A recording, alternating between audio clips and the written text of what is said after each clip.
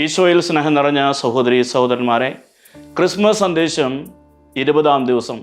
ഇന്ന് നമ്മൾ ധ്യാനിക്കുന്ന വിഷയം മനുഷ്യരുടെയും ജീവിതത്തിൽ വ്യക്തിപരമായി ഇടപെടുന്ന ദൈവമാണ് നമ്മുടെ ദൈവം.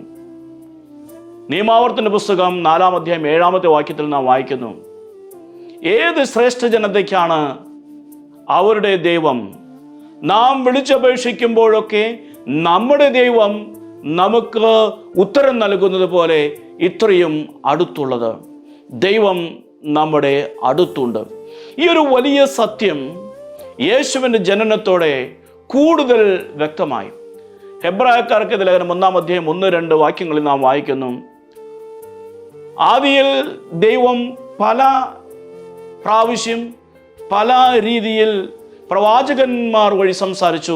എന്നാൽ ഈ അവസാന നാളുകളിൽ ദൈവം തൻ്റെ ഏകജാതൻ വഴി നമ്മോട് സംസാരിച്ചു.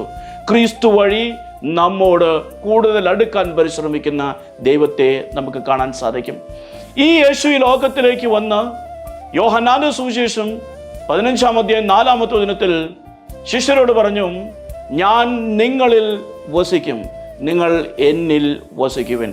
നമ്മിൽ വസിക്കാൻ സന്നദ്ധത കാണിക്കുന്ന ഒരു വലിയ ദൈവം, നമ്മൾ ആ ദൈവത്തിൽ വസിക്കണമെന്ന് ആഗ്രഹിക്കുന്ന ദൈവം, നമ്മളും ദൈവവുമായുള്ള വലിയൊരു സ്നേഹബന്ധത്തിൻ്റെ ഉദാഹരണമാണ് ഈ ഒരു വാക്യം. യോഹന്നാന്റെ സുവിശേഷം 15-ാം അധ്യായം 15-ാമത്തെ ദിനത്തിൽ ഈശോ വീണ്ടും പറയുന്നു, ഞാൻ നിങ്ങളെ ദാസന്മാരെന്ന് വിളിക്കുകയില്ല, മറിച്ച് സ്നേഹിതർ എന്നാണ് വിളിക്കുക. മനുഷ്യരെ സ്നേഹിതരായി കാണുന്ന ഒരു ദൈവം, മനുഷ്യരെ ചേർത്ത് നിർത്തുന്ന ഒരു ദൈവം, ആ ദൈവത്തെയാണ് പുൽക്കൂട്ടിൽ നമുക്ക് കാണാൻ സാധിക്കുക. മനുഷ്യരോടൊപ്പമായിരിക്കാൻ ആഗ്രഹിക്കുന്ന ഒരു ദൈവം. ഈ ക്രിസ്മസിൻ്റെ അവസരത്തിൽ നമ്മിൽ വസിക്കാനായി വന്നിരിക്കുന്ന ഈശോയിൽ നാം എന്തുമാത്രം വസിക്കുന്നുണ്ട് എന്ന് ചിന്തിക്കേണ്ടിയിരിക്കുന്നു. നമ്മെ സ്നേഹിതരായി കാണുന്ന യേശുവിനെ നമ്മൾ എന്തുമാത്രം സ്നേഹിതനായി കാണുന്നുണ്ട് എന്ന് നാം മനസ്സിലാക്കേണ്ടിയിരിക്കുന്നു. അതിനാൽ യേശുവിനോട് ചേർന്ന് നിന്നുകൊണ്ട് ആ യേശുവിൻ്റെ അനുഗ്രഹം പ്രാപിക്കുവാനും ആ യേശുവിൻ്റെ വലിയ സ്നേഹബന്ധം അനുഭവിക്കുവാനും ഈ ക്രിസ്മസ് ദിനങ്ങളിൽ നമുക്ക് പരിശ്രമിക്കാം. സർവശക്തനായ ദൈവം നമ്മെ സമൃദ്ധമായി അനുഗ്രഹിക്കട്ടെ.